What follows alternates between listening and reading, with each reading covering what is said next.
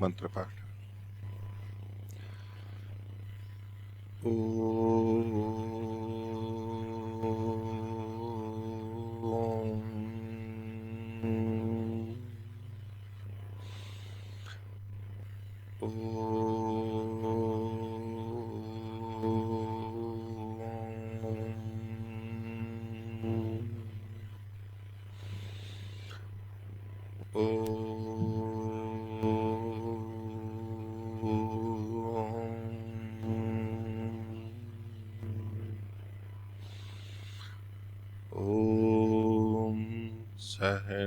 सहनाववतु सहनौ भुनक्तु सह वीर्यं करवावहै तेजस्विनावधीतमस्तु मा विद्विषावहै।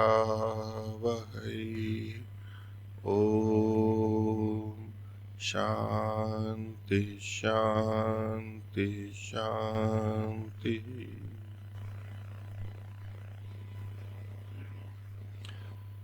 वेदांत दर्शन की 46वीं कक्षा। वेदांत दर्शन प्रथम अध्याय का चतुर्थ पाद। पिछली कक्षा में हमने इसके 2 सूत्रों को देखा था। तो आप लोगों से पूछ रहा हूं, मेरी तरफ देख लीजिए। तो कल जो 2 सूत्र हमने देखे थे पिछली कक्षा में, उसमें क्या विषय था, क्या प्रसंग था, क्या विषय था, क्या चर्चा हुई थी, बताइए। राम प्रकाश जी बताइए। ओ नमस्ते मुनि जी। यहाँ पे चर्चा ये हो रहा है कि जो जन्माद्यस्यतः जो यह जो संसार है, संसार जो है ये जो जन्म उत्पत्ति और जो इसका संहार का जो कारण कि ब्रह्म परमात्मा को बताया जा रहा है। तो फिर चौथे पाद में सूत्र है आनुमानिक, मतलब अनुमान से जो यह जो सृष्टि में जो आनुमानिकमप्य केशामिति चेन्न शरीर रूपक विन्यस्त गृहीतिर्दर्शयति च, कि यह संसार को देख करके अनुमान से यह कह सकते हैं कि जो इसका जो जन्म आदि के जो कारण है मूल प्रकृति भी हो सकता है। अनुमान से ये जान सकते हैं कि इसका जगत के जन्मादि का कारण प्रकृति है। मूल प्रकृति भी। आनुमानिक का मतलब प्रकृति माना जाता जी, है। प्रकृति। आनुमानिक का अनुमान से उसका प्रकृति का वो कारण है, ऐसा नहीं। वो आनुमानिक मतलब अनुमान का मतलब है, आनुमानिक का मतलब है प्रकृति। जी। अब वो प्रकृति भी जगत जन्मादि का कारण है, तो ठीक है जगत जन्मादि का कारण है? नहीं है। नहीं। तो बिना मूल प्रकृति के जगत बन जाएगा? है? हाँ, तो कारण है ना, यही तो कह रहा हूं मैं कि प्रकृति जगत के जन्मादि का कारण नहीं है, ऐसा आप कह रहे हो। तो मैंने प्रश्न किया कि क्या मूल प्रकृति के बिना जगत का जन्म यानी उत्पत्ति हो सकती है? तो फिर वो भी कारण हुई ना। तो मना कर रहे थे ना आप, तो जगत जन्मादि का कारण प्रकृति को नहीं मान रहे थे ना। अब आप कह रहे हो कि नहीं, उसके बिना नहीं हो सकती, तो वो भी कारण हो गया। तो परस्पर विरुद्ध बातें हो गई आपकी। कौन सी बात सही है? प्रकृति जगत जन्मादि का कारण है या नहीं है, ये बात प्रश्न है। माइक लेके बोलो। कारण नहीं है, तो कारण नहीं है तो जब दूसरी बात आई कि प्रकृति के बिना ये नहीं बन सकता है जगत, तो प्रकृति के बिना जगत नहीं बन सकता है, तो प्रकृति तो कारण हो गई उसमें। मतलब स्वतंत्र नहीं है वो प्रकृति। नहीं तो फिर कारण का मना क्यों कर रहे थे? कारण आप एक सिरे से ऐसा उत्तर क्यों दे रहे हो कि वो कारण नहीं है? आपको क्या बोलना चाहिए था? कारण ये तो मैं फिर पूछ रहा हूं, तो बोले स्वतंत्र कारण नहीं, तो कारण तो हुई ना, तो कारण का मना क्यों कर रहे थे? कारण तो हो सकता तो फिर पहले मना नहीं करना चाहिए ना। ठीक है, विपिन जी बताएंगे। ओम नमस्ते मुनि हाँ, जी। लेकिन यहाँ तो मना किया है ना कि ये जो अनुमानिक है, कुछ लोग मानते हैं कि वो जगत जन्मादि का कारण है, लेकिन यहाँ तो मना किया है ना कि वो तो नहीं है कारण। हाँ, निमित्त कारण नहीं है लेकिन उपादान कारण है। निमित्त कारण नहीं है। अच्छा, तो शास्त्रों में तो लिखा हुआ है कि उसी से उससे उत्पत्ति आदि होती है, वचन है ना लिखे हुए, जी। तो उनका क्या समाधान है?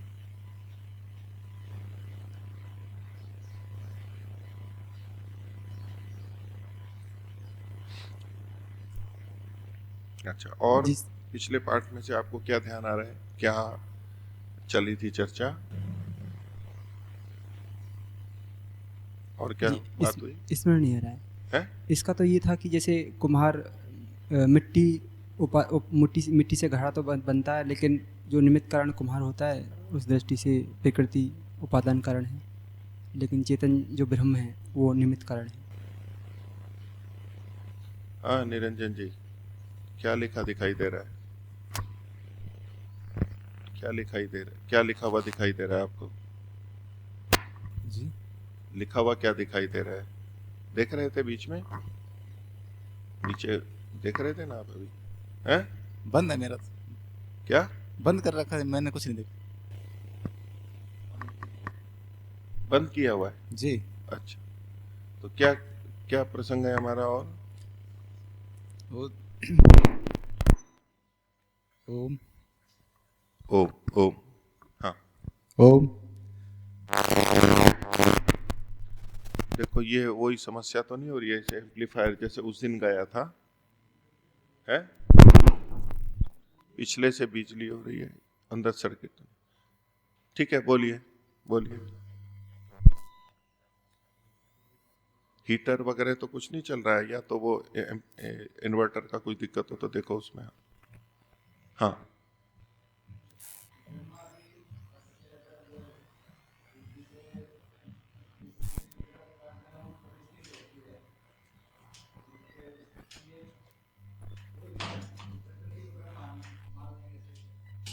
प्रकृति को मान सकते हैं ना। हाँ, तो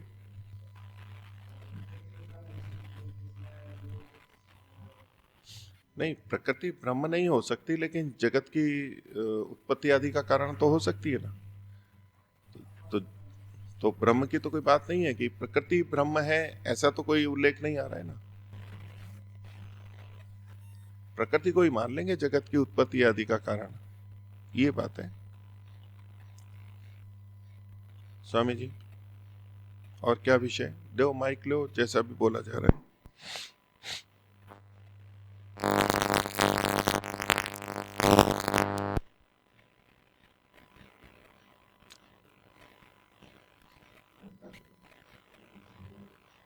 पास में आके बोलो, थोड़ा इधर आ जाओ। कल और क्या विषय था वो बताइए।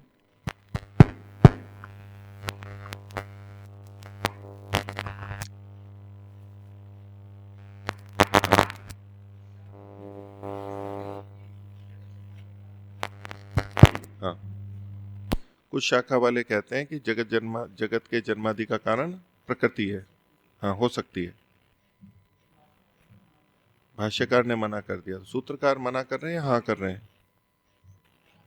हाँ कर रहे हैं, जगत जन्मादि का कारण है प्रकृति। आपने कहा कि भाष्यकार मना कर रहे हैं, तो मैंने कहा सूत्रकार, बोले अब मेरी बात सुन लो, आप जो बोल रहे हो उसको समझ के बोलो। अब मैं जो बता रहा हूं तो उसका स्पष्टीकरण दो, उसका क्या तात्पर्य होता है, आप क्या बोल गए? आपने कहा जी भाष्यकार नहीं मान रहे, इसका क्या मतलब हुआ कि सूत्रकार मान रहे हैं? तो इसलिए मैंने आपसे फिर पुष्टि के लिए पूछा, आपका तात्पर्य तो कहीं ना कहीं मैंने सूत्रकार, ये सूत्रकार तो मानते हैं, आप वही बोल गए। फिर तो क्या अभिप्राय हुआ, सूत्रकार तो मानते हैं कि प्रकृति जगत के जन्मादि का कारण है, लेकिन भाष्यकार नहीं मान रहे। तो ऐसे क्या भाष्यकार जो कि सूत्रकार की बात को भिन्न रूप से रख रहे हो? हम भाष्य को पढ़ेंगे या सूत्र को पढ़ेंगे? प्रमाणिक कौन है? सूत्र है ना। तो फिर ऐसा भाष्यकार किस काम का जो सूत्र का ही कुछ अर्थ और का और कर दे? है पूर्व सूत्री, तो पूर्व पक्षी है, तो उसको ये थोड़ा ना कहते हैं कि सूत्रकार मानते हैं। पूर्व सूत्री नहीं, पूर्व पक्षी, पूर्व पक्षी। अभी कल परसों की बात है शायद, एक व्यक्ति पूछने लगे, वो वैशेषिक का सूत्र है, तो वो एक भाष्य को देख रहे थे, उसमें कि द्रव्य किसे कहते हैं, तो क्रियावान गुणवान समवायी कारण है।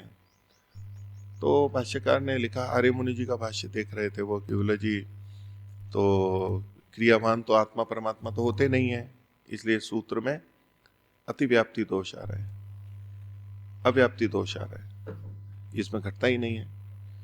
फिर गुणवत है, गुण वाला भी नहीं होता, फिर क्रियावत है, उसके अंदर भी मतलब उसमें उन्होंने अंततः ये भी नहीं हो सकता, ये भी नहीं हो सकता, सब समवायी कारण भी नहीं होते हैं, तो गुणवान होते हैं बस। फिर बोले गुण में भी ये दिक्कत है, तो बोले जिसमें द्रव्यत्व होता है उसे द्रव्य कहते हैं, तो बोले इसमें ये दोष आता है, इसमें ये दोष आता है, तो ये परिभाषा करो। अब मैं उनको समझाने लग रहा हूँ कि भाई आत्मा में या परमात्मा में कैसे क्रिया देखी जाती है, कैसे क्रियावान है। बोले नहीं जी उन्होंने तो ये लिखा हुआ है। उनका भाष्यकार को पढ़ रहे हो या तो सूत्र को पढ़ रहे हो? अब भाष्यकार ने तो सूत्र को ही खंडित कर दिया कि सूत्र लक्षण ही ठीक नहीं है, इसमें तो दोष है, अतिव्याप्ति अव्याप्ति दोष है। तो भाई ठीक है, उन्होंने अपनी दृष्टि से भाष्य किया होगा, आप मेरे से उनका भाष्य समझना चाहते हो या सूत्र वैशेषिक का? उन्होंने तो चर्चा ये की थी जी वैशेषिक दर्शन में कुछ पूछना है, या सूत्र का ये अर्थ है, सूत्रकार ने ठीक लिखा है और उसको ऐसे ऐसे ही संगत होता है। तो भाष्यकार यदि सूत्रकार से भिन्न जा रहा है ऐसा हम कहें तो ठीक है, उनका अपना मत हो सकता है।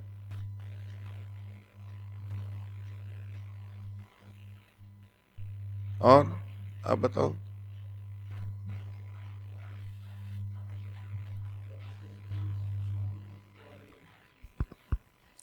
देखो मेरे को साफ नहीं सुनाई दे रहा है।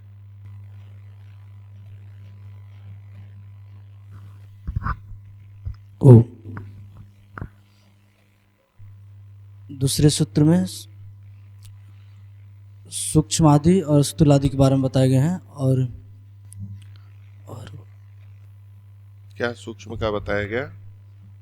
सूक्ष्मता मतलब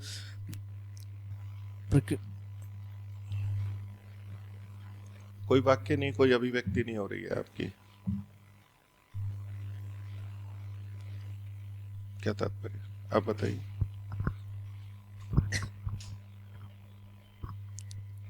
ओम नमस्ते मुनि जी। ये जो प्रकृति कारण नहीं हो सकती है जगत की उत्पत्ति का स्वतंत्र रूप से, उपादान कारण है और निमित्त कारण परमात्मा है, तो इसके लिए बताया गया जो अक्षर है उसमें शब्द आया है परम अक्षर, अक्षरों का भी अक्षर है। तो इससे पता चलता है कि जो सृष्टि का कारण जो है उत्पत्ति का, उसमें परमात्मा भी है। ये दूसरे सूत्र का जो बात ये रख रहे थे सूक्ष्मम, तो वो क्या है? सूक्ष्म जो है, सूक्ष्म परमात्मा जो है वो परम सूक्ष्म है। प्रकृति भी सूक्ष्म है, अपेक्षा से जीवात्मा उससे भी सूक्ष्म है और जीवात्मा से भी सूक्ष्म है ये परमात्मा है। सिद्धांत वाक्य तो ठीक है, आपका चर्चा हुई थी, लेकिन क्या सूत्र क्या कह रहा है? दूसरा सूत्र क्या कह रहा है? वो ये बता रहा है कि परमात्मा प्रकृति से भी सूक्ष्म है, ये बता रहा है? नहीं, वो जितेंद्र जी। ओम नमस्ते मुनि जी। द्वितीय सूत्र ऐसे कह रहा है कि प्रकृति सूक्ष्म है। प्रकृति सूक्ष्म है। सूक्ष्म है, बस यही कह रहा है जी। तो सूक्ष्मम तो बस इतना होता है। ततरहत्वात्, पिछले प्रसंग से क्या संगति है उसकी, आप बताओ। पीछे की प्रसंग ये चल रहा है कि प्रकृति इसका निमित्त उपादान निमित्त कारण क्यों नहीं हो सकती। तो उसमें कहा कि अगले सूत्र में जैसे कहा कि सूक्ष्म होने से हो सकती है, तो उसका निषेध कर रहे हैं कि सूक्ष्म होने से भी वो निमित्त कारण नहीं हो सकती। ऐसे ही जो ध्यान में आए वो बोल रहे हैं। सूक्ष्म होने से वो कारण नहीं हो सकती प्रकृति। प्रकृति सूक्ष्म निमित्त। होने से जगत के जन्मादि का कारण नहीं हो सकती, निमित्त। ये तात्पर्य दूसरे निमित्त। सूत्र का है। निमित्त शब्द। हाँ, निमित्त कारण नहीं हो सकती सूक्ष्म होने से। अच्छा, तो इसका मतलब क्या हुआ आपका हेतु? जो सूक्ष्म होता है वो निमित्त कारण नहीं होता है, जो सूक्ष्म होता है वो निमित्त कारण नहीं होता है। ये आपका उसमें हेतु व्याप्ति निकल करके आएगी। तो परमात्मा भी सूक्ष्म है, परमात्मा को तो निमित्त कारण माना है।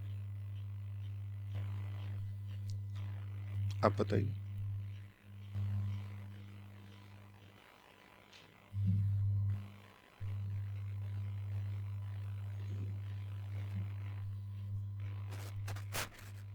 ओम नमस्ते मुनि जी।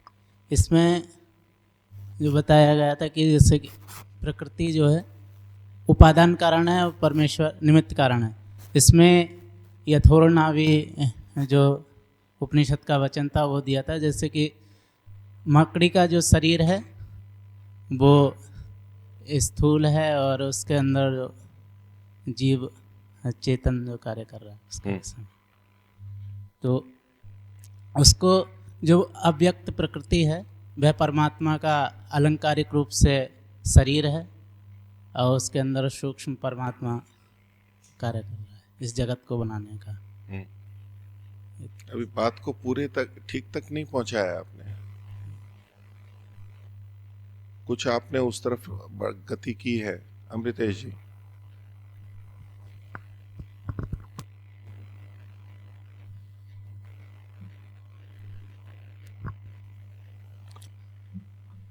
ओम हाँ। नमस्ते मुनि जी।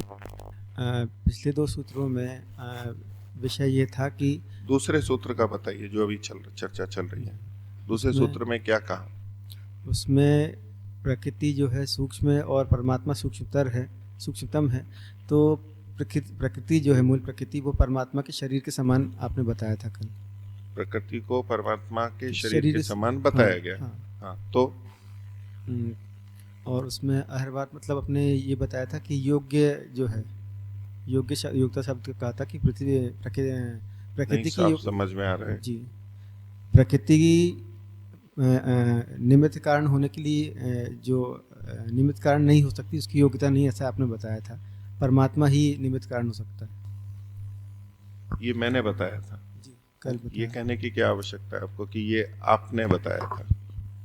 क्योंकि जब आप ये बोलोगे ये आपने बताया था तो मैं तो गलत बोलूंगा ही नहीं। मैं पूछ रहा हूँ सूत्र क्या कह रहा है। बोले ये आपने ये बताया था, आपके ऊपर तो बोझ रहा ही नहीं है। तो ये तो मैंने बताया था आपको ऐसा। अब चाहे सही गलत जो भी हो, नहीं जी आपने बताया था, ये तो जी आपने कहा था। ये तो न तो मैंने ये पूछा कि मैंने क्या बताया था, मैं तो पूछ रहा हूँ सूत्र ने क्या बताया।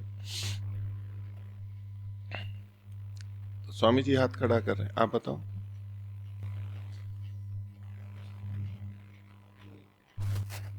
बोलो वैसे जोर से बोलो।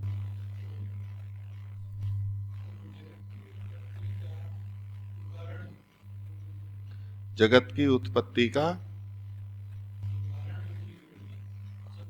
समवायी कारण मूल प्रकृति वो सूक्ष्म है।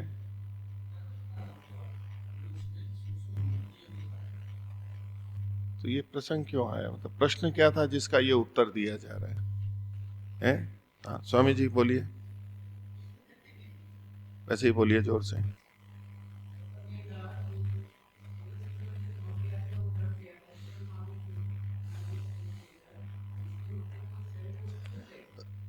मकड़ी का शरीर जो दृष्टांत दिए थे वो रूपक दिए था, वो स्थूल शरीर का, वो सारे स्थूल है। हमारा शरीर भी स्थूल है।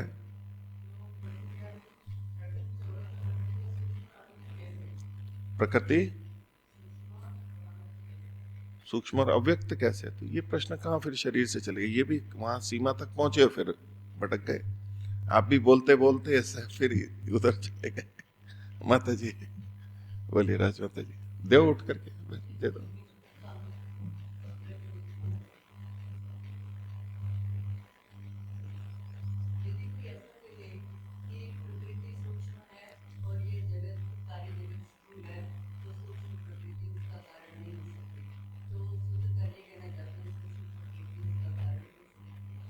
देखिए, ये वो भी बात नहीं है जो आपने बोली है कि मूल प्रकृति इसका जगत का कारण है, तो वो कैसे कारण बन गई? तो जी सूक्ष्म होते हुए कारण बन गई।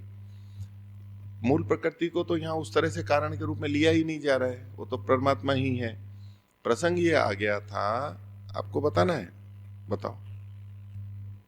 अब इतने सब बोले हैं, कुछ कुछ नहीं है, तो बचा कुछ जो होगा वो सही जगह पे अन्यों का तो निकल गया, अब वो सब मना हो गया, तो अब तत्व ज्ञान तो अब यहाँ से प्राप्त हो जाएगा। उत्तर तो हाँ बोलो, वैसे ही बोलो जोर से। हाँ, स्थूल उदाहरण थे। हाँ,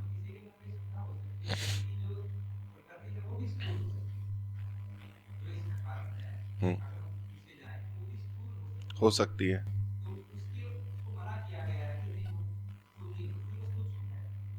नहीं तो प्रश्न स्थूल हो सकती है, इसका आप भी नहीं जोड़ पाए तंतु सब एक से एक बढ़ करके मूल सूत्र को कोई नहीं जोड़ पा रहा है, पास में पहुंच गए हो आप बोलोगे कर्मनिष्ठ जी, बोलो।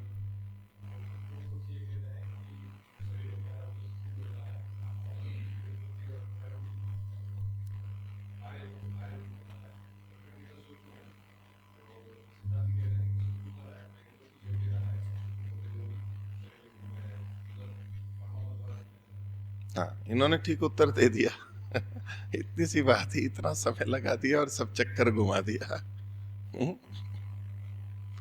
तो क्या बात थी?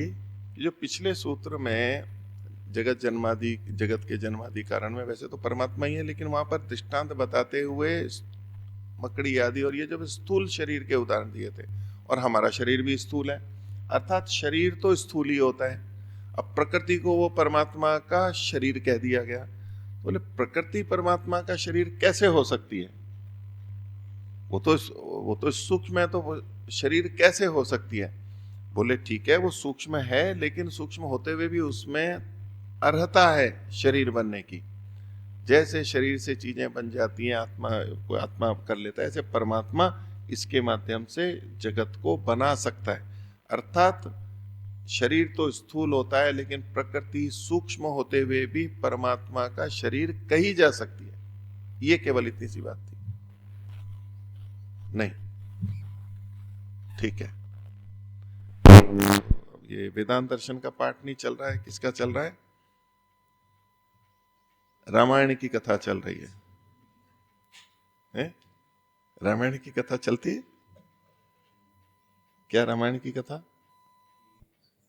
की कथा चल रही है, तो बड़ी रामायण की कथा चला रखी है, तो किस पे दोष आएगा? कथावाचक पे आएगा कि क्या रामायण की कथा चला रहे हो, ऐसे ही इतनी लंबी चौड़ी पता नहीं क्या। पर मैं रामायण की कथा का क्या तात्पर्य ले रहा हूं? है राम कथा, क्या बोलते हैं उसको? राम कथा हो गई पूरी। किसमें कब होती है राम कथा? होली के समय होती है। क्या कहते हैं उसको? रामलीला। रामलीला चलती है ना, रामलीला में कथाएं सुनते, तो राम कथा ही तो रामायण की कथा ही तो है। तो पूरी कथा हो गई, तो उसने पूछा, क्या पूछा? सीता किसका बाप था? अच्छा सीता किसका बाप था? तो देखो, रामलीला की तो हमारी परंपरा है रामायण की कथा की परंपरा है। परंपरा का निर्माण तो सबसे बड़ी चीज होती है हमारे लिए। ठीक है, आगे देखते हैं। तो वेदांत दर्शन प्रथम अध्याय चतुर्थ पाद, इसमें तीसरे सूत्र पे हम अब केंद्रित हैं। तो जो प्रकृति की बात आई थी, और यद्यपि जो वहां अक्षर शब्द से कहीं प्रकृति का भी ग्रहण होता है, कहीं परमात्मा ब्रह्मात्मा का भी ग्रहण होता है, और कारण की दृष्टि से वो भिन्न भिन्न कारण हैं। प्रकृति उपादान कारण है, ठीक है। तो जब उसको कारणवत माना जाता है, तो प्रकृति तो जड़ है, तो जड़ वस्तु को जब कारण माना जाता है, तो जड़ वस्तु कैसे कारण बन सकती है? उसको तो समझ नहीं है कि किसको क्या बना के देना है। पाकशाला में सामान रखे हों, आटा, चावल, दाल, ऐसे जो भी रखा हुआ है, उनको तो समझ नहीं है, वो उपादान कारण है हमारे भोजन के, लेकिन उनको तो समझ नहीं है कि क्या बनाना है, कैसे बनाना है, कितना बनाना है। तो वो सार्थक कैसे होते हैं, फिर समर्थ कैसे होते हैं, वो प्रकृति समर्थ कैसे होती है इस संसार को बनाने में, उसकी सार्थकता कैसे होती है? सब प्रयोजनता, सार्थकता मतलब सब प्रयोजनता, कि नहीं हमारे को ये बनाना है, इतना ये बनाना है, इतना ये बनाना है, ऐसा बनाना है, क्या बनाना है, पाकशाला में क्या बनेगा, वो सार्थकता कैसे होती है, तो उसको बताने के लिए यहां पर ये सूत्र दिया है। तीसरा सूत्र बोलिए, तदधीनत्वात् अर्थवत्, उसके अधीन होने के कारण से। तो किसके अधीन होने के कारण से? परमात्मा के अधीन होने के कारण से अर्थवत, वो सार्थक होती है, सब प्रयोजन होती है, और उचित रूप से क्या चीज कैसे बननी है वो आ सकती है। क्योंकि जब प्रकृति को जगत के जन्मादि का कारण माना जाता है, भले ही निमित्त कारण मानेंगे, भले ही उपादान कारण मानेंगे, तब भी प्रश्न खड़ा होगा ना, जैसे जो ईश्वर को नहीं मानते हैं और प्रकृति को जगत का उत्पत्ति का कारण मानते हैं, प्रकृति में नियम और ये, बोले वो तो जड़ है, वो कैसे निर्धारित करती है कि किसको कौन सा शरीर देना है, किसको कहाँ जन्म देना है, कितने कितने प्राणी बनाने हैं, कैसे करने हैं, वो उसको कैसे पता लगता है? ये शरीर कैसे बनाती है वो प्रकृति? तो जो ईश्वर को नहीं मानते वहां तो कोई उत्तर नहीं आएगा, वो तो कहते हैं जी ऐसे ही है, बस ऐसे ही बनाती है। तो शास्त्र की दृष्टि से उसमें होगा कि ये जो मूल प्रकृति की अर्थवत्ता है, प्रयोजनता हमें दिखाई देती है, इतना सब चमत्कार दिखाई देता है, जिसके कारण लोग ईश्वर तक को भूल जाते हैं कि नहीं ये तो प्रकृति की ही विचित्रता है, अद्भुत है, वो सब कुछ कर लेती है, नेचर में सब कुछ है, परमात्मा तक को भूल जाते हैं। तो उसकी भी अर्थवत्ता किस पर निर्भर है? ब्रह्म पर निर्भर है, तदधीनत्वात्। तो भाष्य देखिए, तदधीनत्वात् अर्थवत्। तो तदधीनत्वात् को खोल दिया इन्होंने परमात्मा धीनत्वात्, तो तत् की जगह परमात्मा शब्द का ग्रहण किया, क्योंकि प्रसंगवशात प्राप्त है। प्रकृत्याख्यम प्रधानम अर्थवत्, तो उसके अधीन होने से, तो परमात्मा के अधीन है, तो यानी कोई ना कोई है जो कि अधीन है, एक अधिकारी है तो एक उसका अधीनस्थ कर्मचारी है, तो यूं कहेंगे कि इसके अधीन है, तो भाई कौन है अधीन उसके? तो प्रकृति नामक प्रधान जो तत्व है, प्रकृत्याख्यम प्रधानम, वो, और वो परमात्मा के अधीन होने से अर्थवत, अर्थवत शब्द को खोल दिया सार्थकम, अर्थ सहित, मतलब सार्थक, सार्थक। जगत जन्मादि कारणम भवति नान्यथा, तो जगत जन्मादि का कारण सार्थक रूप से कब होता है? जब ब्रह्म के अधीन होता है, निमित्त कारण के अधीन होता है। क्यों ऐसा? तस्य जड़त्वात्, उसके जड़ होने से, मूल प्रकृति के जड़ होने से। तो जड़ और चेतन तो अलग अलग तत्व हैं, चेतन के अधीन होते हुए ही ये जड़ प्रकृति हितकारी हो सकती है। आगे, यत् यत् जड़म तत्तत् पराधीनम भवति, जो जो जड़ होता है वो पराधीन होता है, जो जो जड़ होता है वह पराधीन होता है। ठीक है बात? जो जो जड़ होता है वह पराधीन होता है। ठीक है, भारत पराधीन हुआ था, भारत पराधीन हुआ था, तो भारत भी जड़ है? नहीं, उल्टा क्यों हो गया? जड़ नहीं है क्या भारत? ये भारत भूमि जड़ नहीं है क्या? तो जड़, तो भारत पराधीन हुआ तो जड़ था तो पराधीन हो गया। तो जो जो जड़ होता है वह पराधीन होता है। यद्य जड़म तत्तत् पराधीनम भवति न स्वाधीनम, वो अपने स्वाधीन नहीं होता है। ठीक है, तो भारत पराधीन हुआ ना, जड़ था ना, आज भी पराधीन है, प्रशासक के अधीन है। नहीं, हम तो स्वतंत्र हो गए ना, मैं तो उसी संदर्भ में बोल रहा हूं ना, पराधीन था मतलब अब नहीं है, आप स्वतंत्र हो गए। हाँ, और कौन बोल रहा है? जो जो जड़ होता है वह पराधीन होता है। तो क्या जड़ पराधीन नहीं होता है? जो जो जड़ होता है वो पराधीन होता है ना।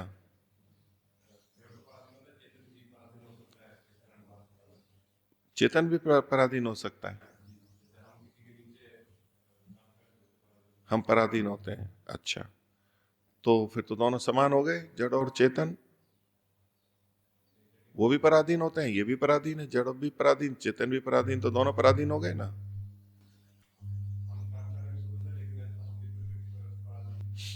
हम भी पराधीन हो गए, तो बराबर हो गए ना, एक जैसे हो गए, फिर जड़ और चेतन में भेद नहीं रहेगा।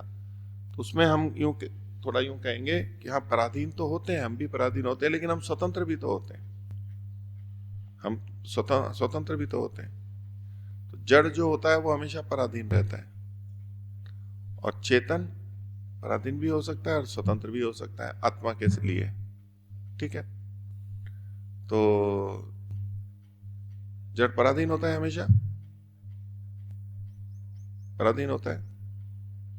तो चेतन को तो हम पिंजरे में बंद कर देते हैं, हवा को तो कोई पिंजरे में बंद नहीं करता, पराधीन, वो स्वतंत्र चलती है ना हवा, कोई रोकने वाला नहीं है। पराधीन कहाँ है? स्वतंत्रता से जाती है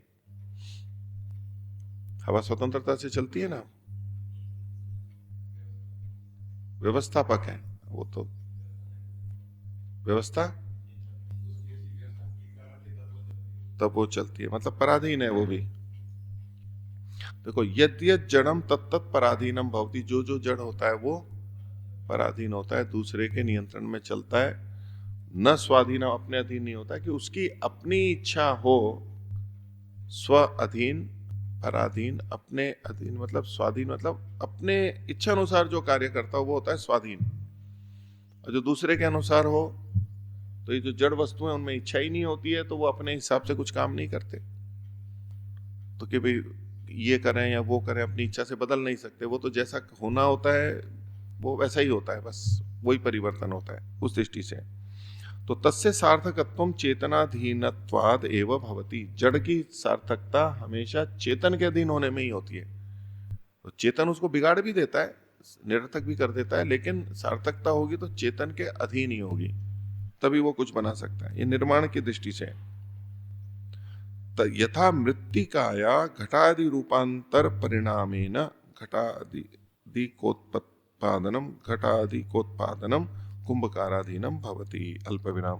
तो जैसे मिट्टी से घटादि रूपांतरण परिणमन करना है, तो जो घटादि का जो उत्पादन है वो कुंभकार के अधीन, चेतन के अधीन होता है, कुम्हार के अधीन होता है। न स्वाधीनम, वो मिट्टी अपने आप स्वाधीन होकर के घड़ा नहीं बना देती है। तद्वत अत्रापि विज्ञेयम, उसी प्रकार से यहाँ भी जानना चाहिए। तो उसमें ब्रह्म की प्रधानता है जगत जन्मादि के करने में, क्या बनाना है, कैसा बनाना है। प्रकृति उपादान के रूप में है। कोई कहे जी परमात्मा भी प्रकृति के वश में है। कैसे वश में है जी? बिना प्रकृति के वो संसार कोई नहीं बना सकता, वश में हो गया ना परमात्मा। परमात्मा प्रकृति के बिना, मूल प्रकृति के बिना संसार को नहीं बना सकता, तो परमात्मा पराधीन हो गया ना। जो दूसरे के बिना काम ना कर सके वो पराधीन हो गया। तो ऐसे नहीं देखा जाता है। जड़ प्रकृति के होते हुए तो कि कोई चीज बनेगी तो उपादान तत्व तो चाहिएगा ही, वो तो नियम है, आवश्यक है ही। अब परमात्मा उसको बनाता है, नहीं बनाता है, कैसे बनाता है, या चेतन मिट्टी भी है, कुम्हार भी है, तो कुम्हार मिट्टी के अधीन नहीं है कि घड़ा बनाए ना बनाए। मिट्टी रखी है, अब कुम्हार कुछ भी बनाए, ये उसकी स्वतंत्रता है। बनाए ना बनाए, ये बनाए वो बनाए, इस रूप में स्वतंत्रता है। इसको परतंत्रता नहीं है। इस रूप में कहते हैं कि जी मिट्टी नहीं होगी तो ये कैसे बनाएंगे। भाई जो कोई चीज बननी है तो मूल आधारभूत चीजें तो है, बोले तो परतंत्र है। इस रूप में परतंत्र सब साधन होते हुए कोई करे या ना करे, ये जो निर्णय करने वाला है कैसा बनाए कैसा ना बनाए, वहां स्वतंत्रता देखी जाती है। ठीक है। तो प्रकृति भी, तो यहां भी सूत्र से क्या पता लगता है कि प्रकृति को ये स्वीकार कर रहे हैं और परमात्मा को भी स्वीकार कर रहे हैं। जड़ और चेतन दोनों तत्वों को स्वीकार कर रहे हैं। और ये जो जड़ तत्व है ये ब्रह्मात्मा के अधीन है, इसलिए वो सार्थक हो सकता है। अर्थात अद्वैत वाली बात नहीं है। चेतन और जड़ दो भिन्न तत्व, पूरा वर्णन जो हम देख रहे हैं यहां पर भी और स्थानों स्थानों पर है, उससे ये स्पष्ट होता है। आगे चौथा सूत्र बोलिए। ज्ञेयत्व अवचनाच्च। तो ये जो प्रकृति है उसके ज्ञेयत्व का अवचन होने से, कथन न होने से, वो ज्ञेय के रूप में नहीं जाने होते कि वो ज्ञेय है।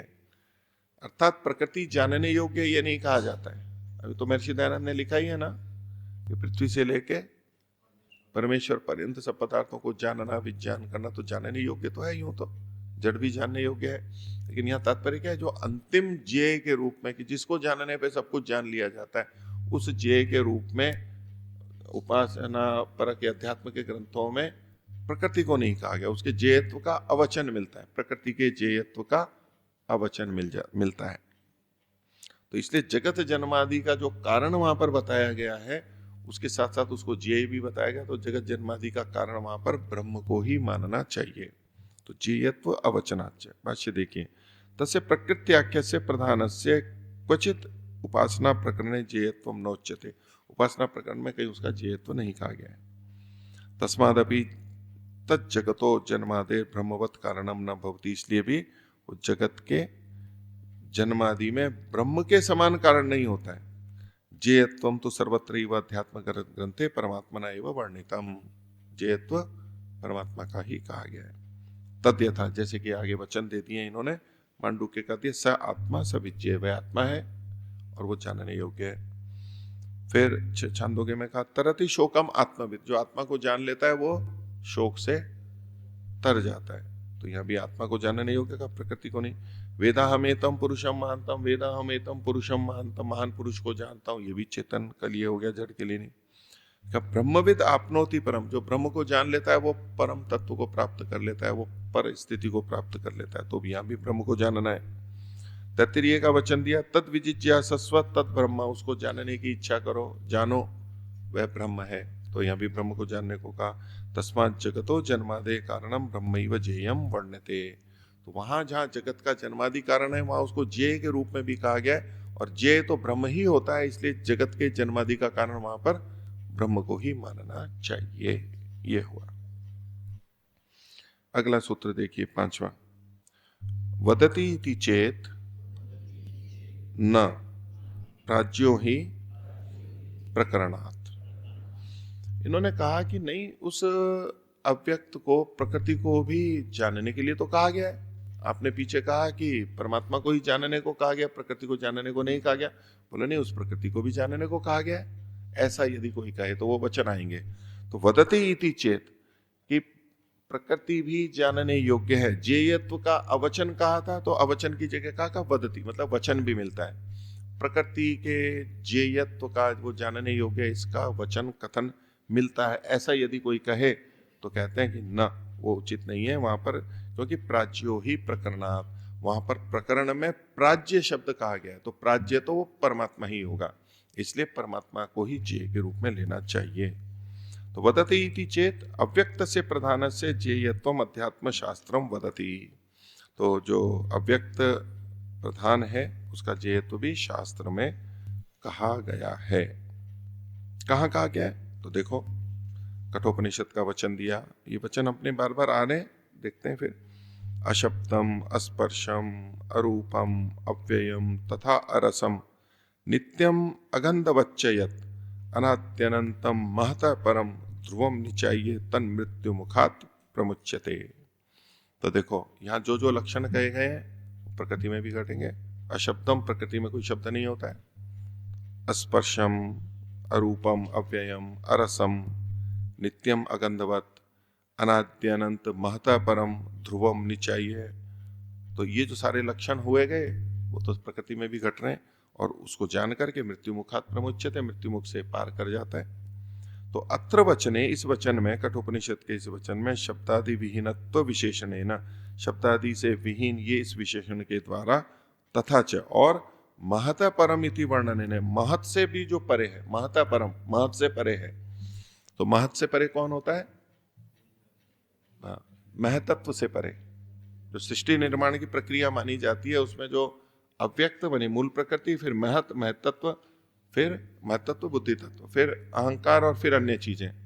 तो जब यूं कहा जाता है कि महत से भी जो परे है, तो महत तो हो गया महतत्व, और उससे परे कौन होगा? मूल प्रकृति होगी। तो महत परम मूल प्रकृति के लिए कहा जा रहा है, और उसमें ये रूप आदि गुण नहीं होते। तो अत्र वचने शब्दादि विहीनत्व विशेषणेन तथा च महतः परम इति वर्णनेन, महत से ये परे हैं इस वर्णन से, प्रकृत्याख्यम प्रधानम, तो प्रकृति नामक जो प्रधान है, अव्यक्त है, वो निचाय्यम ज्ञेयम इति स्पष्टते, वो जानने योग्य है, ये स्पष्ट होता है, अल्प विराम स्पष्ट थे। तो देखो ये जो श्लोक दिया गया उसमें ऐसा अर्थ भी तो निकाल सकते हैं, महतः परम, महतत्व से परे कौन है, तो प्रकृति है, अव्यक्त है, तो वो जानने योग्य देखो यहां पर कह दिया गया। आगे, यतो ही तत्प्रधानम शब्दादि विहीनम अव्यक्तम भवति, तो प्रधान में प्रकृति में शब्दादि नहीं होते, वो कैसा होता है, अव्यक्त होता है। और तच्च महतः परम अव्यक्तम, और महत से परे अव्यक्त है, वो भी सिद्ध होता है हमारे शास्त्रों में। तत्सूच्यते भी, और वो दूसरे शास्त्र में कहा भी गया है, कैसे, कठोपनिषद का वचन दिया, महतः परम अव्यक्तम, महत से परे वो अव्यक्त है, देखो ये लिखा हुआ है। और उसी में आगे का वचन है, अव्यक्तात् पुरुषः पर, और उस अव्यक्त से परे पुरुष है। तो यहां पर महतः परम अव्यक्तम, इस अव्यक्त शब्द से परमात्मा का भी नहीं ग्रहण नहीं हो सकता है, क्योंकि परे है तो मतलब परमात्मा ही होगा। तो महतः परम अव्यक्तम, अव्यक्तात् पुरुषः पर, अव्यक्त से परे पुरुष है, तो इसका मतलब है ये जो अव्यक्त कहा जा रहा है वो प्रकृति ही है। तो ठीक है ना, तो देखो ये यहां कहा भी गया है, ये पूर्व पक्षी की दृष्टि से कहा जा रहा है सारा। तो इति चेत केनचित उच्चेत, ऐसा यदि कोई कहे तो तरही न, ये कथन ठीक नहीं है। तो देखो पीछे जो ये कहा गया कि प्रकृति में शब्द स्पर्श रूप रस गंध नहीं है मूल प्रकृति में, और उसकी पुष्टि के लिए कहा गया अव्यक्त है। तो शब्द स्पर्श रूप रस गंध ये कब आते हैं, कब उत्पन्न होते हैं, तन्मात्राओं में उत्पन्न होते हैं। ठीक है, अहंकार से जो 5 तन्मात्राएं उत्पन्न होती है, वहां नाम भी यही है, शब्द तन्मात्रा, स्पर्श तन्मात्रा, रूप तन्मात्रा, रस तन्मात्रा, गंध तन्मात्रा। तो यहां इन गुणों की उत्पत्ति होती है और उससे महाभूत होते हैं। उन महाभूतों में ये 1 गुण, 2 गुण, 3 गुण, 5 गुण ये क्रमशः विकसित होते हैं और वो वहां पर मिलते हैं। ये जो कथन हो गया, तो इससे क्या अभिप्राय हुआ कि मूल प्रकृति में रूपादि गुण नहीं। तो फिर प्रश्न आता है, पीछे भी चर्चा हुई थी थोड़ी तो आपके सामने, कि मूल प्रकृति में ये गुण नहीं है तो यहाँ आ कहां से गए? अगर प्रकृति में ही नहीं है तो यहां कहां से आ गए? तो प्रकृति में होने चाहिए। ठीक है, बिना अभाव के भाव की उत्पत्ति नहीं होगी, वो कहां से आ गए? तो कुछ तो ये मानते हैं कि जी नहीं होते हैं, लेकिन ये तरह तरह के मिश्रण से नए गुण उत्पन्न हो जाते हैं। अंदर नहीं थे लेकिन नए गुण उत्पन्न हो जाते हैं, हो सकते हैं ना। जो गुण पहले नहीं थे वो आ गए। इसके लिए कोई उदाहरण, चूना और हल्दी। तो चूना है सफेद और हल्दी है लाल, पीली, हाँ हल्दी है पीली, और उन दोनों को मिला दिया तो लाल हो जाता है। सूखा चूना शुद्ध, सूखी हल्दी पीली, लाल हो जाता है। तो पानी तो लाए ही नहीं थे आप बीच में, है? अच्छा, चूना गीला लिया है, अच्छा। तो ये तो नया रंग आ गया ना, देखो जो गुण नहीं था। तो ऐसे ही इसी तरह से मद्य बनता है, किससे बनता है? मान लो अंगूर के रस से बनता है, चावल से, मीट से, जो भी मीठा है, गन्ने के रस से बनता है। तो उसमें तो मद नहीं था ना, नशा नहीं था, लेकिन उसको रखे रखे तो फिर उसमें मद उत्पन्न हो गया, तो नए गुण उत्पन्न हो गए ना। उसमें तो नहीं थे ना पहले, तो नए गुण उत्पन्न हो जाते हैं। तो मूल प्रकृति में ये रूपादि गुण कुछ नहीं थे, उनसे रहित थी, और बाद में ये गुण उत्पन्न हो गए। तो उदाहरण भी हो गए। तो ऐसे मूल में वो गुण हो ये आवश्यक नहीं है, नए गुण भी उत्पन्न हो जाते हैं। एक तो ये समाधान होता है। एक दूसरा कहा कि भाई यहाँ पर अशब्दम अरूपम आदि जो लिखा है, लेकिन साथ में एक शब्द और क्या किया, अव्यक्त। तो ये जो जिनकी उत्पत्ति कही गई है, ये उत्पत्ति मतलब वहां पर अभिव्यक्ति है, वहां प्रकट हो जाते हैं। मूल प्रकृति में ये व्यक्त नहीं होते हैं, प्रकट नहीं होते हैं, अव्यक्त के रूप में रहते हैं। तो अव्यक्त रूप में तो गुण है, वहां पर है नहीं, उसको यूं ही कहा जाता है कि नहीं है ये, और फिर उसमें वो गुण आ गए। तो उसमें वो क्षमता है कि वो गुण आ जाते हैं। तो ये पूर्व पक्षी ने कहा कि देखो इससे सिद्ध होता है कि मूल प्रकृति भी जय के रूप में कही गई है। आगे, तो न प्राज्य इति प्रकरणात्, तो न को खोल रहे हैं भाष्यकार, नैवम वाच्यम, ये नहीं कहना चाहिए। क्यों? नैवैतत् सम्यक, ये सम्यक नहीं है, ठीक नहीं है। क्यों? ये तो ही प्राच्य परमात्मा इव जेयत्वेन अत्र प्रकरणात् स्पष्टते, क्योंकि यहां पर प्राच्य अर्थात परमात्मा ही जेय के रूप में स्पष्ट रूप से वहां लिखा हुआ गया इसी प्रकरण में। कैसे? तो प्रकरणम ही तत्र परमात्मनो विद्यते, प्रकरण तो परमात्मा का है। पूर्वतः प्रक्रियते, परमात्मा पहले से परमात्मा चला आ रहा है। पहले से कहां से? तो इन्होंने ये वचन दे दिया, क्या है? पुरुषान्न परम किंचित, पुरुष से परे कुछ नहीं है। सा काष्ठा सा परागति, वो सबसे अंतिम स्थिति है, सबसे ऊंची गति है। एषा सर्वेषु भूतेषु गूढ़ोत्मा न प्रकाशते, सब भूतों में रहने वाला ये गूढ़ात्मा प्रकाशित नहीं होता, छुपा हुआ रहता है। दृश्यते त्वक्रिया बुद्धिया सूक्ष्मया सूक्ष्मदर्शी भी, तो ये किससे दिखाता है? अग्रया बुद्धिया, अग्रय बुद्धि से जाना जाता है, सूक्ष्म बुद्धि से, और किनके? सूक्ष्मदर्शियों के द्वारा जाना जाता है। कठोपनिषद। तो देखिए पिछला वाला जो कठोपनिषद का वचन था वो क्या था? 3:15 था, और ये कठोपनिषद के वचन जो इन्होंने 2 श्लोक दिए ये है 3, 11 और 12। तो ये जो 11-12 के वचन हैं ये तो परमात्मा परक ही है, क्योंकि पुरुष शब्द है और आत्मा शब्द भी है। उसी को ब्रह्ममुनि जी लिख रहे हैं, अत्र पुरुषः आत्मा इति। तो पुरुषः ये विपरीत अल्प विराम में है, ऐसे ही आत्मा को भी विपरीत अल्प विराम में ले लीजिए एक एक में।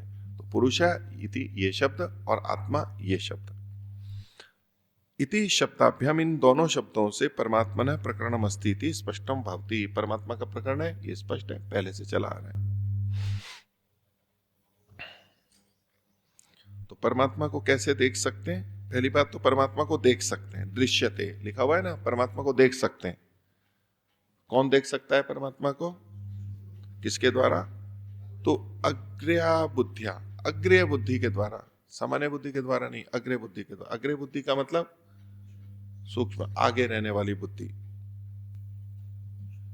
और बुद्धिया सूक्ष्मया, सूक्ष्म के द्वारा। और देखने वाले कौन होंगे? सूक्ष्मदर्शी भी, सूक्ष्मदर्शियों के, सूक्ष्मदर्शी यंत्र जिन जिन के पास होगा वो उसको देख सकते हैं। सामान्य आंखों से नहीं देख सकते ना, सूक्ष्मदर्शी यंत्र से देख सकते हैं। आगे देखिए, तो अशब्दम अस्पर्शम इत्यादि कथनम, ये जो था अशब्दम अस्पर्शम, जिसको कि पूर्व पक्षी ने प्रकृति के लिए घटाया था, इत्यादि कथनम तस्य परमात्मनो जड़त्व निवारणार्थम, ये परमात्मा के लिए कथन किया गया। प्रकृति में भी घटता है ये, तो पहले परमात्मा में ये क्यों कहा गया? तो परमात्मा के जड़त्व दोष को हटाने के लिए किया, क्योंकि जो रूप रस स्पर्श गंध वाला होगा वो जड़ ही होगा, चेतन नहीं हो सकता है। तो परमात्मा में इन गुणों का निषेध क्यों कहा जा रहा है? तो उसका कारण है जड़त्व को हटाने के लिए, ये बताने के लिए कि परमात्मा जड़ नहीं है। यतो ही शब्द स्पर्शादयो गुणा जड़स्य धर्मः भवन्ति, तो ये जो शब्द स्पर्श आदि गुण हैं वो जड़ के धर्म होते हैं। ठीक है, ये शब्द स्पर्श आदि गुण किसके होते हैं? जड़ के होते हैं। तो आप और हम जड़ हैं, चेतन हैं? आप और हम जड़ हैं, चेतन हैं? बोलो जी। आप और हम जड़ हैं, चेतन है? चेतन है। हमारे रंग रूप है या नहीं है? है? तो मैं ये पूछ रहा हूं हमारे रंग रूप है या नहीं है? तो बस इतना बोलो, यूं क्यों बोलो हमारे शरीर के? इसका मतलब जब आपने ये बोला था ना कि हम जड़ है या चेतन है, उस समय शरीर को ध्यान में रख करके बोला होगा। हम जड़ है चेतन है, तो हम का मतलब क्या लिया था? आत्मा लिया था क्या? आत्मा लिया था, जी मतलब नहीं। तो हम सामान्यतः जब मैं पूछूं कि हम जड़ है या चेतन है, चेतन है, तो ये तो अब आप लोग तत्वज्ञ हो इसलिए आत्मा का कथन कर देते हो, फंसते नहीं हो, नहीं तो शरीर को ही लेंगे। तो कभी जो शरीर वाले हम चेतन है, तो भाई रूप आदि गुण तो हमारे में भी होते हैं, तो ठीक है, ये हमारे शरीर के हैं। ठीक है, तो महता परम कथनम, ये जो यहाँ पर महता परम कहा गया, महत से परे, तो महत परिमाणवतः पदार्थात आकाशादपि पर, तो महता परम, महत से परे जो कहा गया, तो यदि कहीं महत से परे, तो कहीं किसी प्रसंग में महत से परे प्रकृति भी कही जा सकती है, लेकिन कहीं महत से भी परे है, तो महत परिमाण वाले आकाश से भी जो परे है, क्योंकि आकाश जिसको हम महत परिमाण वाला कहते हैं वो भी वैसे तो सर्वव्यापक नहीं है जैसे परमात्मा है, तो उससे भी परे है, उससे भी व्यापक है, उससे भी दूर है, सर्वत्र है, इस अर्थ में वहां लेना चाहिए। ब्रह्ममुनि जी की स्तुति है, कहना है उनका। क्या कहा इन्होंने? महत परम कथनम, ये जो महत से भी परे ये जो कथन है, ये महत, ये क्या मतलब है? महत परम मतलब महत परिमाणवत, मत परिमाण वाले पदार्थात, पदार्थ से। और वो कौन है? आकाशादपि, जो महत परिमाणों में भी जो सबसे बड़ा महत परिमाण होगा जगत में, तो आकाश का ले आएगा, तो उस आकाश से भी परे है। सब परमात्मा अस्ति इति दर्शयति, वो परमात्मा है, उसे दिखाया गया है। ये जो पीछे आया था ना एक,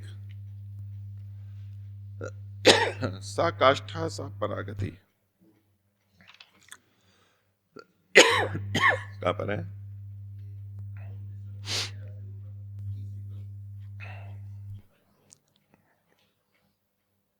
कौन से सूत्र में? मैं पूछ रहा हूं सूत्र कौन सा है, आप कठोपनिषद का बोल रहे हो।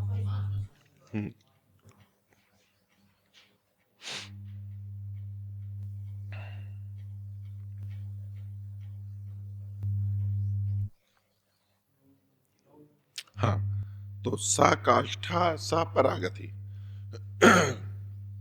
काष्ठा किसे कहते हैं? परागति, परम गति, जो अंतिम है, अंतिम स्थिति।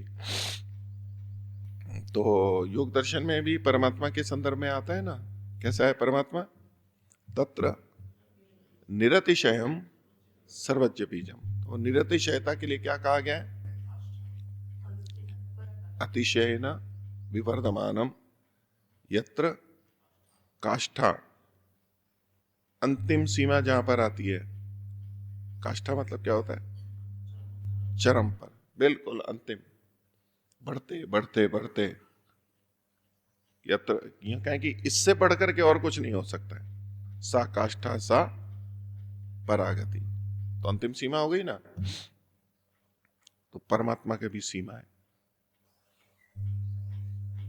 परमात्मा को जैसे आकाश को भी महत परिमाण माना और वो है, तो उससे पर बढ़ करके है, तो भी उसकी सीमा तो होगी ना। कोई भी वस्तु होती है तो सीमा तो होनी चाहिए, बिना सीमा के कैसे होगा कोई? अब देखो शास्त्र में भी कहा गया, बढ़ते बढ़ते बढ़ते, जो इससे बढ़ करके और कुछ नहीं होता, अंतिम सीमा होती है, वो भी कहा गया। और प्रमाण लीजिए, वैशेषिक में कहा गया परमात्मा नित्य है, और नित्य वस्तु कैसी होती है? नित्यम परिमंडलम, नित्य जो है वो परिमंडल, मतलब चारों ओर से गोलाकार होती है। ठीक है, पर आप तो स्वीकार नहीं करेंगे ना इसको। तो परमात्मा की कोई सीमा नहीं है। महर्षि दयानंद ने तो स्पष्ट लिखा है ना, परमात्मा अपनी सीमा जानता है क्या? तो बोले नहीं जानता। तो बोले इसका मतलब है कि वो अज्ञानी हुआ। नहीं, परमात्मा अनंत है और अपने को अनंत ही जानता है। दोनों तरफ से बांधने वाला प्रश्न है ना जी, क्या परमात्मा अपने अंत को जानता है? पर क्या परमात्मा अपनी सीमा को जानता है? तो कहें कि अगर उसको ज्ञानवान सिद्ध करना हो तो कहेंगे कि, कह देंगे कि हाँ जानता है, क्योंकि वो तो सर्वज्ञ है। ऐसा बोल देंगे ज्ञानवान सिद्ध करने के लिए। तो ज्ञानवान तो सिद्ध कर दिया, तो इसका मतलब है उसकी सीमा होती है, तो परिसीमित हो गया, तो सर्वव्यापक नहीं रहा, फंस गया एक तरफ। वो कहे कि नहीं, अगर जानता है तो मतलब सीमा तो है नहीं उसकी। तो बोले नहीं, वो अपनी सीमा को नहीं जानता है। तो सीमा को नहीं जानता है, इसका मतलब है ज्ञान की न्यूनता हो गई, अल्पज्ञता हो गई। तो कुछ भी बोलो एक पक्ष में तो फंसेंगे और ईश्वर का खंडन हो जाएगा कि जो आप ईश्वर को सर्वज्ञ और अनंत मानते हो, तो कुछ ना कुछ भी उत्तर दो, एक तो पक्ष खंडित हो जाएगा। तो मतलब ईश्वर ऐसा नहीं है जैसा आप मानते हो, मतलब आप गलत मानते हो, ऐसा आएगा। ठीक है, तो मैंने आपको देखो वो ज्योति वाला एक बताया था पीछे, कैसे कैसे अर्थ ले लिए जाते हैं। तो ऐसा ही मतलब सब विशेषण लगा दूंगा मैं, गुरुकुल में पढ़े हुए, अरे समाजी गुरुकुल में पढ़े हुए, और वर्णों के अंदर सन्यासी, हाँ, और गुरुकुल के आचार्य जो गुरुकुल चलाते हैं, ठीक है, वो भी। और उनकी भी पुस्तक में लिखा हुआ कि परमात्मा की सीमा होती है, और सीमा कैसी होती है, और परमात्मा कैसा होता है, परिमंडल होता है। ये जो आज तक लोग खोज नहीं पाए, वो उन्होंने तत्व ज्ञान दे दिया हमारे को, पुस्तक में मिलता है। कहां कहां तक भ्रांति हो सकती है, मतलब महर्षि दयानंद के विपरीत जाके कि भाई महर्षि दयानंद ने तो लिखा है, बोले नहीं, हम महर्षि दयानंद ने लिखा है ना कि भाई मेरी भी कोई गलती हो तो, ऋषियों के विरुद्ध बात हो तो मत मानना। तो देखो ऋषियों के विरुद्ध बात ही तो है महर्षि की है कि वो अनंत है, तो अनंत तो कुछ होता नहीं। यहाँ पर का साकाष्ठा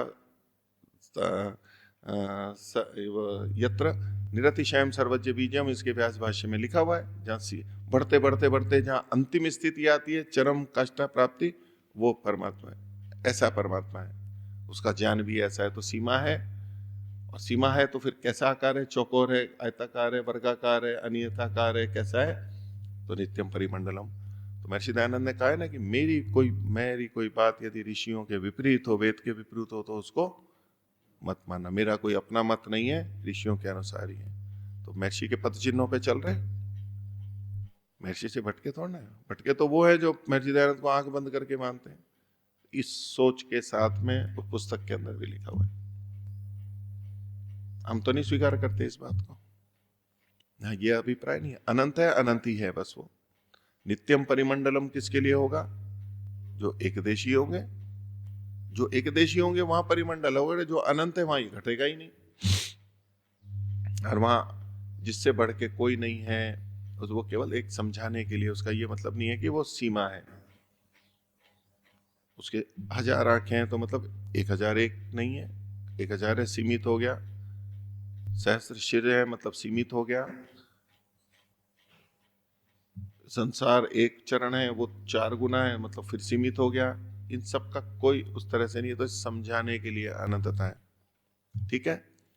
तो ये इस तरह की भ्रांतियां किसी को भी हो सकती हैं। सुना पढ़ा है आपने पहले कभी ये जो बात मैं बोल रहा हूं, सुना है? आपको पता है बस, है? सुनी है आपने? अच्छा, कहां पढ़ी है? ऐसे ही प्रवचन में मेरे से सुनी है, बहुतों से सुना है। अच्छा, मतलब कि वो ये कहते हैं कि परमात्मा ऐसा है, अनंत है, अनंत रूप में जानता है। नहीं, वो तो ठीक है, परमात्मा की सीमा है। मैं तो उदाहरण तो वो दे रहा हूं ना जो गुरुकुल के पढ़े में, आर्य समाजी गुरुकुल के पढ़े में, आर्ष पाठ विधि से पढ़े में, आश पाठ विधि से पढ़ाते हैं, गुरुकुल के आचार्य हैं, सन्यासी हैं, उनके लिए भी मैं कह रहा हूं, और पुस्तक में लिखा हुआ कह रहा हूं। कहां कहां त्रुटियां हो जाती है और कैसे कैसे भिन्नताएं हो जाती हैं, कैसे कैसे भिन्नताएं होती है। बहुत कट्टर, एकदम सिद्धांतों पे चलने वाले, बिल्कुल सिद्धांत को मानने वाले, इस तरह से प्रस्तुति होने, सिद्धांत से इधर उधर कुछ नहीं मानना है, वहां भी ये बात आती है। तो कोई भी मत संप्रदाय हो, कोई भी विचारधारा हो, उसमें कैसे भिन्नताएं आती हैं, थोड़ी थोड़ी भिन्नता हो गई। अब उनमें भी बहुत से, मान लो इस्लाम में भी हो गया, तो कोई पैगंबर को मानते हैं, कोई नहीं मानते हैं, तो यही भेद हो गया। यद्यपि दोनों कुरान को मानते हैं, लेकिन कोई मानता है, कोई नहीं मानता। उनमें भी अभी जैसे वहां पर, अभी वहां सीरिया के अंदर जो झगड़ा चल रहा है ना, उसमें जो पहले शासन में थे वो हट गए, दूसरे भी सत्ता में आ गए। वो जिनको मार रहे हैं वो मुस्लिमों के ही एक वर्ग है। वो वैसे तो शियाओं के माने जाते हैं, लेकिन वो वैसे भी शिया नहीं है। शिया भी उनको काफिर मानते हैं, सुन्नी भी उनको काफिर मानते हैं, शिया भी उनको काफिर मानते हैं, यानी उनमें भी कुछ भिन्न मान्यता है। तो यद्यपि कुरान को मानते हैं और सब करते हैं, नमाज पढ़ते हैं, जो भी बहुत कुछ है, और उसमें कुछ बातें अलग है। वो पुनर्जन्म को मानते हैं, मुस्लिम ही। वैसे तो मुस्लिम पुनर्जन्म को नहीं मानते, मृत्यु हुई और बस निर्णय होगा कयामत के दिन, और जन्नत या जहन्नुम वो प्राप्त होगी, बस लेकिन वो पुनर्जन्म को भी मानते हैं, यानी वो कर्माशय वगैरह जाना करना। तो जो बातें छुटी रहती हैं, इसी तरह यजीदी जो थे यहाँ पर जिनको मारा था, वो भी मुसलमानों के भी बहुत सारे वर्ग हैं, थोड़ी थोड़ी भिन्नता है। कुछ भी ले लो, तो उसमें कुछ भिन्नताएं हो जाएंगी। तो वही मैं महर्षि दयानंद के मानने वाले सब इस शुद्ध परंपरा वाले जो अपने को कहते हैं उसमें भी कैसे भिन्नता हो जाती है, विद्यमान है आज भी, आगे और भी होना है, उसको कोई रोक नहीं रोक सकता। आएगा ही विचार, रोक भी दिया थोड़ा सा, फिर विचार करने लगेंगे, फिर कोई ना कोई कुछ ना कुछ कर देगा, फिर कोई ना कोई कुछ ना कुछ कर देगा, फिर एक तो रह नहीं पाएगा, तो या तो अलग कर देंगे कि भाई ये अलग जाओ, आप अलग जाओ, आप नहीं मानते आप तो अलग मानते हो, ये तो भिन्न है, हम इनसे भिन्न है, हम शुद्ध हैं वो अशुद्ध हैं। सच्चे मुसलमान कौन? बरेलवी या तो दहलवी, नहीं देवबंदी, वो बड़ा उनमें रहता है, वो कहते नहीं देवबंदी सच्चे हैं और वो कहते हैं वो सच्चे हैं, वो गलत हैं, वो गलत हैं। वो मजारों को पूछते हैं, कोई वो करते हैं, सब अपने को सच्चा ही मानते हैं, सब अपने को सच्चा ही मानते हैं। सनातनी अपने को सच्चा मानते हैं, आर्य समाजी अपने को सच्चा मानते हैं। सनातनी कहते हैं ये तो अंग्रेजों के एजेंट, उनके व्यक्ति थे और ये ऐसे किया, इन्होंने ये किया, ये तो पाश्चात्यों के प्रतिनिधि थे, मूल नहीं है ये तो आर्य समाजी। सबसे ज्यादा वैदिक धर्म की हानि इन्होंने ही की और कर रहे हैं, ये सब कुछ चल ही रहा है ना अभी। लेकिन हमें क्या गर्व है कि हम शुद्ध हैं वो अशुद्ध है। सबको अपनी शुद्धता पे गर्व है, लेकिन हाँ इतनी अच्छी बात है कि सब शुद्धता चाहते हैं।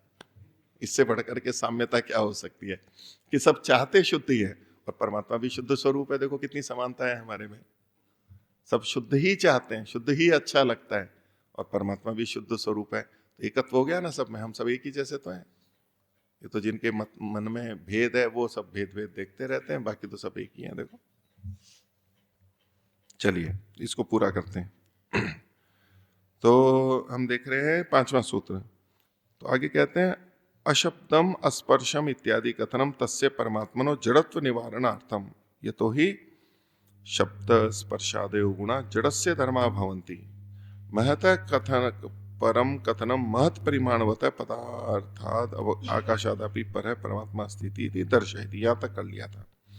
अब इसकी पुष्टि के लिए कहते हैं यथा ही वेदे, जैसे देखो वेद में भी कहा गया है निर्दिश्यते त्वमस्य पारे रजसो व्योमनः। तो परमात्मा को कहना है तुम इस रज व्योम के भी परे हो। ये जो रज मतलब तो ये जो लोक लोकांतर है, रज की तरह ही तो होते हैं, मिट्टी के कण की तरह ही तो होते हैं, छोटे छोटे छोटे छोटे छोटे ऐसे ही बिखरे हुए हैं, जैसे धूली पे धूल बिखरी हुई हो ना फर्श पे, ऐसे छोटे छोटे छोटे बिखरे पड़े हैं सारे। उससे और आकाश से व्योम से भी आप परे हो। पूर्ण विराम। इसके बाद मृत्यु मुखात प्रमोक्षोपि परमात्मा ज्ञानादेव भवति। अब देखो ये जो कठोपनिषद का ऊपर का वचन था, सबसे ऊपर दूसरी पंक्ति 3:15, उसमें क्या था? परम ध्रुवम निचाइये तन मृत्यु मुखात प्रमुच्यते। तो वहां अगर हम प्रकृति का वर्णन लें, प्रकृति को जान के, लेकिन मृत्यु मुख से छूटने की बात प्रकृति को जानने से नहीं लिखी हुई है, प्रकृति को जानने से नहीं लिखी है, ये परमात्मा को जानने से लिखी है। उसको उद्धृत कर रहे हैं। क्या कह रहे हैं कि मृत्यु मुखात प्रमोक्षो भी, वो जो वहां कथन था वो भी परमात्मा ज्ञानादेव भवति, वो परमात्मा के ज्ञान से ही होता है। वैदिक सिद्धांतो वेदे सूच्यते, ये वैदिक सिद्धांत वेद में सूचित किया गया। कहाँ?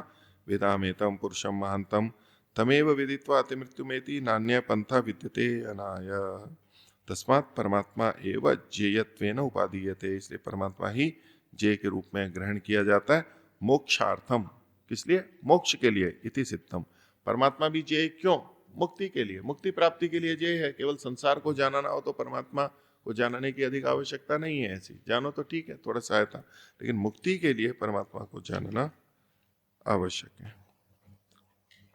ठीक है, तो मृत्यु मुख से छूट जाते हैं। तो जड़ प्रकृति को जानने से मृत्यु मुख से नहीं छूट सकते हैं क्या? हैं? पूरी तरह नहीं छूट सकते। इसमें तो लिखा है कि नहीं छूट सकते। तो इसके लिए प्रमाण आप निकाल के ला सकते हैं कि मृत्यु मुख से छूटना हम परमात्मा के बिना भी अन्य चीजों को जान करके हो सकते हैं। कैसे? बताओ, प्रमाण बताओ कोई। नहीं, वो तो व्यंग में है, वो तो यथा चर्ववत आकाशम विष्टि, उसका तो निषेध में तात्पर्य है। संभूतिम च विनाशम च यस्तद वेदो भयम सह विनाशेन मृत्युम तीर्त्वा संभूत्यामृतमश्नुते। तो मृत्यु को कैसे प्राप्त करेंगे, तरेंगे कैसे? विनाशेन मृत्युम तीर्थवा। विनाश क्या है यहां पर? विनाश क्या है यहां पर?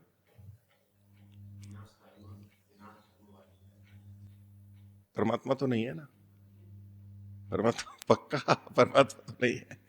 और आप जो भी अर्थ ले लो इसका, तो होता है ना, तमेव विदित्वा अति मृत्यु में, उसको जान करके ही मृत्यु को तरते हैं। तो देखो वेद मंत्र तो ये भी कहता है विनाशेन मृत्युम तीर्थवा। मृत्युम तीर्थवा वही शब्द है वहां पर। और अमृत तत्व की प्राप्ति संभूत्या अमृतम अश्नुते। तो संभूति और विनाश क्या है? संभूति और असंभूति क्या है? तो ये तो आप पढ़ चुके हो ना। कहां पर पढ़ा है ये? कहां है? ईशोपनिषद में, यजुर्वेद के 40वें अध्याय में। तो ये तो कह रहे हैं कि नहीं, परमात्मा को जान करके ही मृत्यु को तरते हैं। तो दूसरा कोई लाके बोल देगा ना विनाशेन मृत्युम तीर्थवा। नहीं, यहां विनाश का मतलब ब्रह्म ही लिया जाएगा, क्योंकि मृत्यु से तरने की बात है तो वो तो ब्रह्म से ही हो सकती है, और से तो हो ही नहीं सकती। ऐसे समाधान कर देंगे ना वेदांत पढ़ने के बाद में। मृत्यु से तरना ये अपने आप में एक चिन्ह बन गया कि विनाश का मतलब ब्रह्म ही लिया जाएगा। कर सकते हो ना, ऐसी सामर्थ्य आ गई है? नहीं, देख के आना इसको, इस पे विचार करेंगे कैसे है। ये तो कोई प्रस्तुत कर देगा ना विनाश है ना, आप कह रहे हो कि जी, तो ये वितर्क तो आपके मन में आना चाहिए था ना। यहाँ बार बार कहा जा रहा है तमेव विदित्वा अति मृत्यु में थी। बोले जी ये भी तो लिखा है विनाशेन मृत्युम तीर्थवा। नहीं, खटकना नहीं चाहिए, आना चाहिए। कुछ हमारे पिछले ज्ञान से विपरीत पड़ रहा है, वो खटक के आएगा। ठीक है, समाधान बताएंगे, आना विचार करके। प्रणव तो नहीं।